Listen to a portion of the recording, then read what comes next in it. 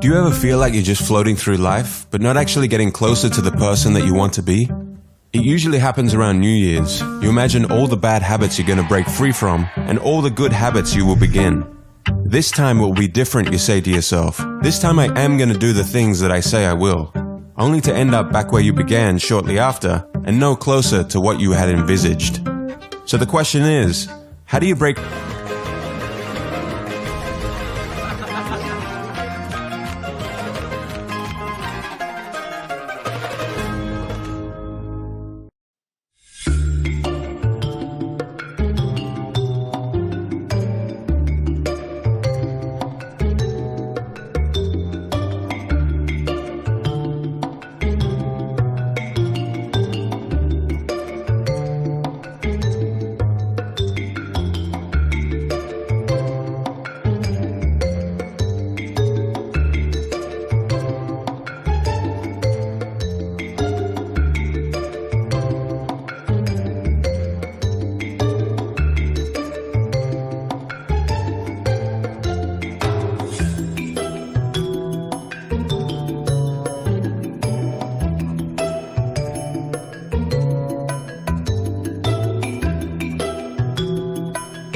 years into the future looking back, in both good ways and bad.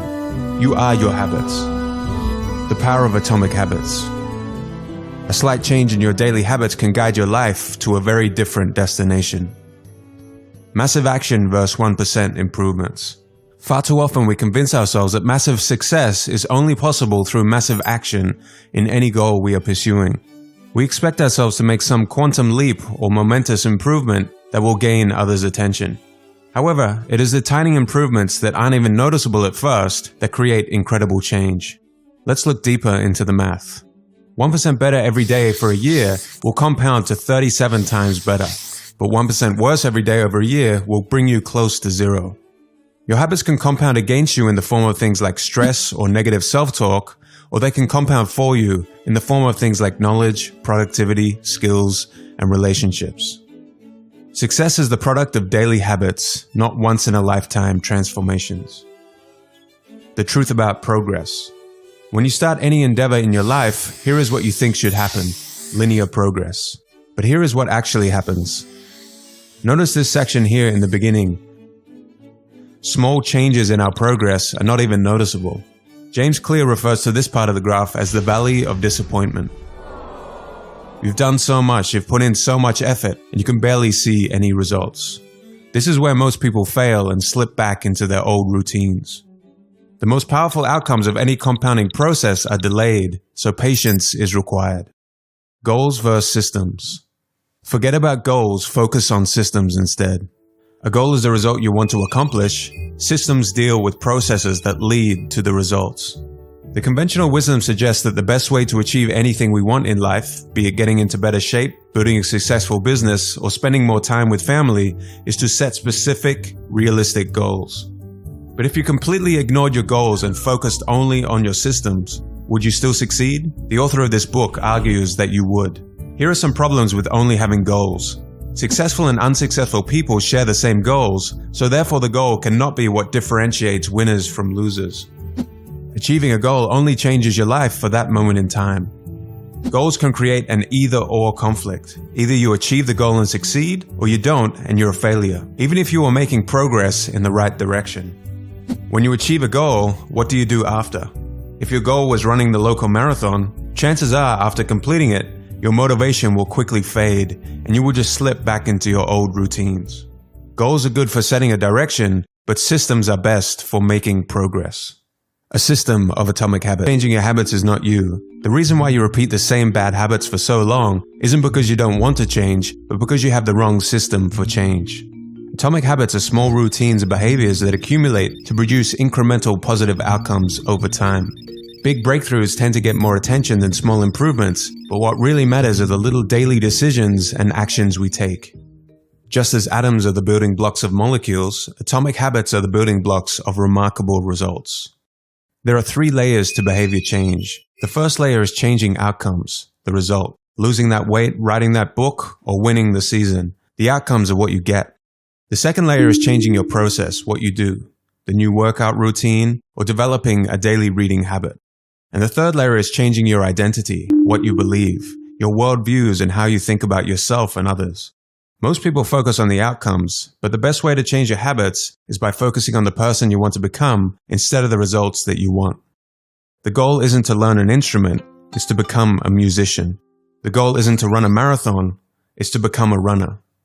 When something you want in your life becomes part of your identity, that is when your behaviors will start to naturally change. When you tell yourself and others, "I'm a runner," you want to live up to that identity. Remind yourself, every time you do a workout, you are an athlete. Every time you write a line of code, you are a programmer. And each time you instruct your team, you are a leader. The habit loop. A habit is when something becomes repeated enough times that it becomes automatic. Ultimately, we want our habits to solve problems in our lives with the least amount of effort. A habit is formed and reinforced by means of a continuous feedback loop. Cue, craving, response, reward. The key to creating habits that stick is to create feedback loops that are continuously being improved. Cue, phone buzz. Craving, want to know who messaged. Response, pick up the phone.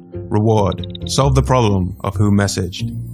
Cue, mind goes blank at work. Craving, want to alleviate the frustration. Response, check social media. Reward, satisfy the need to feel less frustrated. Over time, rewards become associated with cues. So in this example, checking social media becomes tied to your mind going blank at work.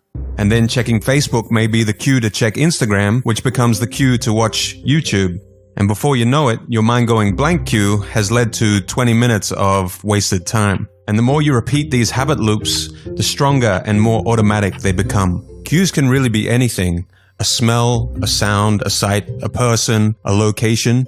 Try to think of any cues in your daily life that are initiating your good or bad habit loops.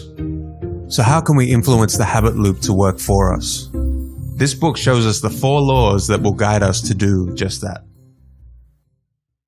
Law 1. Make it obvious. Most of your current habits are so automatic that you don't even realize them. You must first become aware of your habits before you can change them.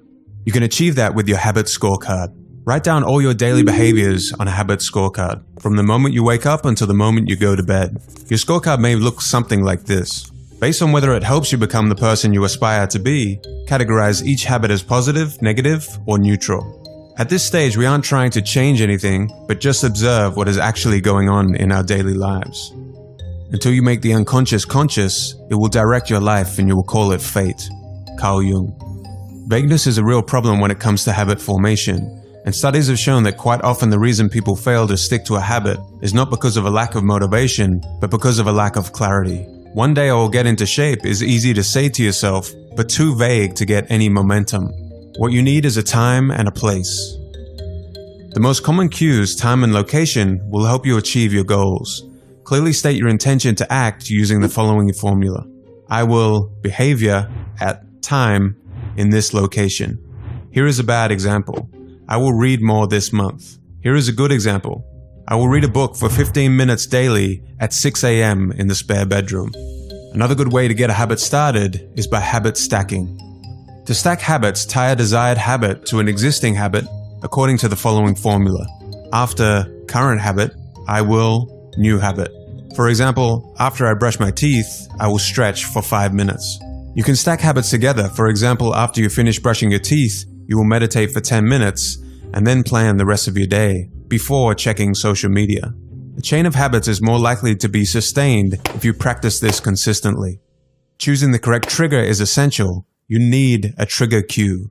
Your trigger should be something that you do automatically without fail during your day, such as waking up, turning off your alarm, or brushing your teeth. James Clear tells us in the book that motivation is highly overrated. You can better shape your behavior by designing your environment. We are more influenced by our environment than our willpower or motivation. It's hard to stick with positive habits in a negative environment. Environment is the invisible hand that shapes human behavior. Creating a habit requires you to redesign the space around you to 1. Make it easier to see the cues for the desired habits, and 2. Avert bad habits by making them invisible. If you want to drink more water, make the cues visible and obvious.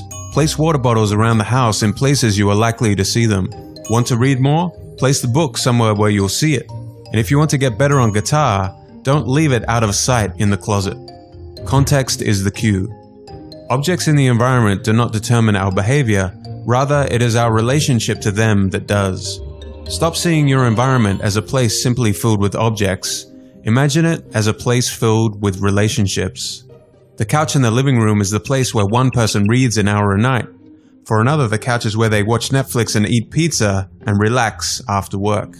If your relationship with the couch is a place to relax, then trying to get a work-related task done in that environment may be difficult. Try to make separate zones in your house for different activities. The author likes to use the mantra, one space, one use. If you're trying to eliminate a bad habit, you can only rely on self-control in the short term. Cutting off bad habits at the source is a more reliable solution, and one of the most practical ways to eliminate a bad habit is to make it invisible. Eliminate it from your environment. For example, put your phone in another room for a few hours if you have trouble getting work done. Or put junk food out of sight or remove it from your house if you're trying to lose weight. Law 2. Make it attractive. When we expect to be rewarded, we take action. The more rewarding an action is, the more likely we are to repeat it until it becomes a habit.